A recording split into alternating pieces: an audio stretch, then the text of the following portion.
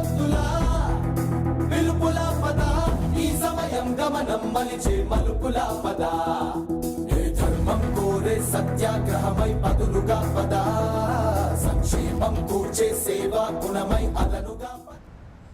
ఎన్నికల ప్రచారంలో భాగంగా జనసేన అధినేత పవన్ కళ్యాణ్ నేడు శ్రీకాకుళం జిల్లాలో పర్యటించనున్నారు. ఉదయం 10 గంటలకు పలాసలోని కాశీబుగ్గలో నిర్వహించే బహిరంగ సభలో పవన్ కళ్యాణ్ పాల్గొంటారు.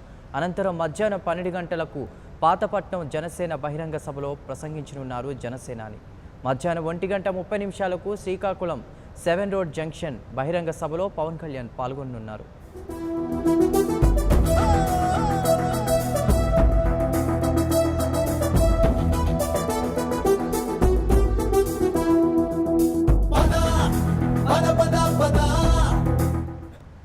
శ్రీకాకుళంలో పవన్ కళ్యాణ్ పర్యటన మరియు బహిరంగ సభలకు సంబంధించిన మరింత సమాచారం మా ప్రతినిధి నేతాజీని అడిగి తెలుసుకుందాం. నేతాజీ, జనసేన అధినేత పవన్ కళ్యాణ్ ఎన్నికల ప్రచారంలో దూసుకుపోతున్నారు. ఆయన నిన్న గాజువాకలో రోడ్ షోని నిర్వహించారు. ఇవాళ శ్రీకాకుళం జిల్లాలో పర్యటించబోతున్నారు. మొత్తం 3 బహిరంగ సభల్లో పవన్ కళ్యాణ్ పాల్గొంటారు. ఉదయం 10 గంటలకు పలాసలోని కాశీబుగ్గ బస్టాండ్ దగ్గర భారీ బహిరంగ సభను ఏర్పాటు చేశారు. అలానే మధ్యాహ్నం 12 గంటలకు పాతపట్నం బస్ స్టాప్ వద్ద బహిరంగ సభ ఉంటుంది. అనంతరం శ్రీకాకుళం 7 రోడ్ జంక్షన్ వద్ద బహిరంగ సభను ఏర్పాటు చేశారు. మొత్తంగా ఈ రోజు ఆయన 3 బహిరంగ సభల్లో పాల్గొనబోతున్నారు. ఇప్పటి వరకు ఆయన 35 బహిరంగ సభల్లో పాల్గొన్నారు. ఈ రోజు 3తో కలుపుకుంటే 38 బహిరంగ సభల్లో పవన్ కళ్యాణ్ పాల్గొన్నట్టుగా చెప్పాల్సి ఉంటుంది. పవన్ కళ్యాణ్ ప్రతి బహిరంగ సభకు కూడా ప్రజలు స్వచ్ఛందంగా తరలి వస్తున్నారు.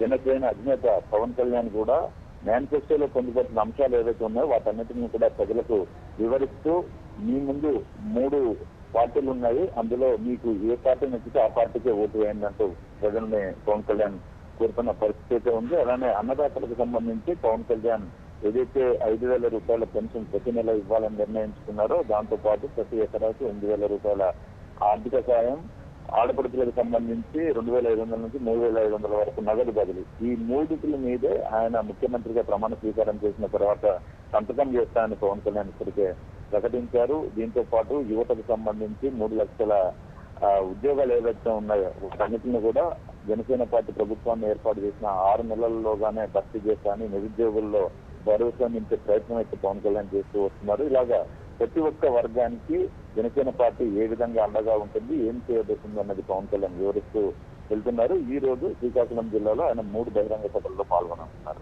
అయితే నేతాజీ, ఇంతకు ముందు కూడా ఉద్దానం సమస్య గురించి కూడా ఆయన చాలా పనులు చేసిన నేపథ్యంలో ఈ రోజు జరిగే సభల్లో ఆయన జనసేన మేనిఫెస్టో కానీ సిద్ధాంతాలను కానీ ఏ విధంగా తీసుకెళ్ళనున్నారు? జనసేన చీఫ్ పవన్ కళ్యాణ్ గతంలోనే 45 రోజుల పాటు ఉత్తరాంధ్ర జిల్లాల్లో పర్యటించారు.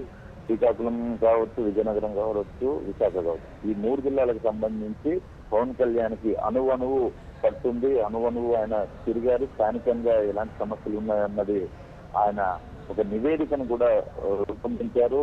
గతంలో ఇక్కడ కిడ్నీ బాధితులు ఉండేవారు. ఆ ఉద్దానం కిడ్నీ బాధితులకు సంబంధించి ఆయన అండగా నిలబడ్డారు. ఆ తర్వాత ఆ ఉద్దానం కిడ్నీ సమస్య బాహ్య ప్రపంచానికి తెలిసింది. పవన్ కళ్యాణ్ అక్కడికి వెళ్లే వరకు కూడా బయట ఎవరికి తెలియని పరిస్థితి. దీన్ని బట్టి మనం అర్థం చేసుకోవచ్చు. ప్రజా సమస్యలు ఎక్కడైతే ఉంటాయో పవన్ కళ్యాణ్ అక్కడ ఉంటున్నారో ఆ సమస్యలను హైలైట్ చేస్తూ వాటి పరిష్కార మార్గాలను అన్వేషిస్తూ జనసేన పార్టీ తరఫున ఏం చేయబోయేది పవన్ కళ్యాణ్ చెప్తూ వస్తున్నారు. ఈ నేపథ్యంలోనే శ్రీకాకుళం, విజయనగరం, విశాఖ ఈ 3 జిల్లాల్లో మాత్రం పవన్ కళ్యాణ్ కి గట్టి పడుతుందని చెప్పాలి. ఆయనకి అడుగడుగున ప్రజలు బ్రహ్మరథం మరీ ముఖ్యంగా ఈ జనసేన పార్టీ జరుగుతుంది, ఎలాంటి అభివృద్ధి కార్యక్రమాలు చేపడుతుంది అన్నది పవన్ కళ్యాణ్ చెప్పబోతున్నారు. ఈ రోజు శ్రీకాకుళం పర్యటనలో భాగంగా ఆయన ఇక్కడ భౌగోళిక పరిస్థితుల ఆధారంగా ఇక్కడ ఎలాంటి పరిశ్రమలను ఏర్పాటు చేయాలి, యువతను ఏ విధంగా పరిశ్రమల వైపు మళ్లించాలి, స్థానికంగా ఎలాంటి అభివృద్ధి కార్యక్రమాలు చేపట్టాలన్నది తన మేనిఫెస్టో ద్వారా చెప్పే ప్రయత్నం అయితే చేయబోతున్నారు. ఇక్కడ నిరుద్యోగ సమస్య ఎక్కువగా ఉంది, కనీసం తాగడానికి నీరు లేని సమస్య, ఇలాగా ఇక్కడ స్థానికంగా ఉన్న సమస్యలు ఏవైతే ఉన్నాయో వాటన్నింటినీ కూడా పవన్ కళ్యాణ్ హైలైట్ చేసి ప్రభుత్వ వైఫల్యాలను అలానే విపక్ష పార్టీ యొక్క వైఖరిని ఇవాళ ఎండగట్టబోతున్నారు. At the same time Janasena party తరఫున తాను ఏం చేయాల్సినది కూడా పవన్ కళ్యాణ్ చెప్పే ప్రయత్నం అయితే చేస్తారు. మొత్తంగా ఉత్తరాంధ్ర అభివృద్ధికి ఒక ప్రత్యేక ప్యాకేజీని, అంటే అటు రాయలసీమకు సంబంధించి కూడా సౌభాగ్య రాయలసీమ పథకాన్ని పవన్ కళ్యాణ్ ఎలా అయితే ప్రకటించారో ఉత్తరాంధ్ర అభివృద్ధికి కూడా అలాంటి పథకాన్నే ఇవాళ పవన్ కళ్యాణ్ ప్రకటించే ఛాన్స్ అయితే ఉంది. అయితే నేతాజీ నిన్న కొన్ని కారణాల వల్ల పవన్ కళ్యాణ్ పర్యటన రద్దయితే చేశారు. మరి ఈ రోజు శ్రీకాకుళంలో పవన్ కళ్యాణ్ పర్యటన అలానే బహిరంగ సభలు ఏ విధంగా ఉండబోతుంది? నిన్న కావాలనే అధికార పార్టీకి సంబంధించిన వ్యక్తులు ఎవరైతే ఉన్నారో ఆ అధికార పార్టీకి అనుసంధానంలో పనిచేస్తున్న ప్రభుత్వ ఉద్యోగులు, పోలీస్ డిపార్ట్మెంట్ కావచ్చు, ఆర్ఎండి కావచ్చు, రెవెన్యూ కావచ్చు, వీళ్ళు కావాలనే అనుమతులు మంజూరు చేయలేదు. జన సైనికులు ఈ నెల 26వ తారీఖు నుంచే పవన్ కళ్యాణ్ పర్యటనకు సంబంధించి అనుమతుల కోసం దరఖాస్తు చేశారు. చివరి నిమిషం వరకు పెండింగ్ లో పెట్టి సీఎం చంద్రబాబు నాయుడు పర్యటన ఉంటుందని కుంటి సాకుగా చూపి పవన్ కళ్యాణ్కి అనుమతులు మంజూరు చేయలేదు. ఈ నేపథ్యంలో జన సైనికులంతా కూడా ఆందోళన చెందాల్సిన పరిస్థితి అయితే ఏర్పడింది. పవన్ కళ్యాణ్ కి ఒక రోజు ఇక్కడ పర్యటన లేకుండా చేశారు. ఆ విషయంలో అధికార పార్టీ సక్సెస్ అయింది. అయినా కూడా మా ఆత్మస్థైర్యాన్ని దెబ్బతీయలేరంటే జన సైనికులు చెప్తున్నారు. పవన్ కళ్యాణ్ ఎప్పుడు వచ్చినా కూడా ప్రభంజనమే, మేము పవన్ కళ్యాణ్ సత్తా ఏంటో మేము చూపెడతాం ఉత్తరాంధ్ర నుంచి అంటూ కూడా ఇక్కడ ఉన్న జన సైనికులు చెప్తున్నారు. ఈ నేపథ్యంలో ఒక రోజు ఆలస్యమైంది. అయినా కూడా ఇవాళ పవన్ కళ్యాణ్ 3 బహిరంగ సభల్లో పాల్గొనబోతున్నారు.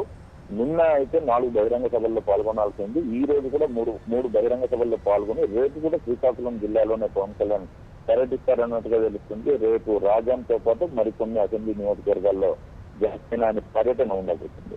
Right Netaji, thank you. లేని జన సైనికుడై పదా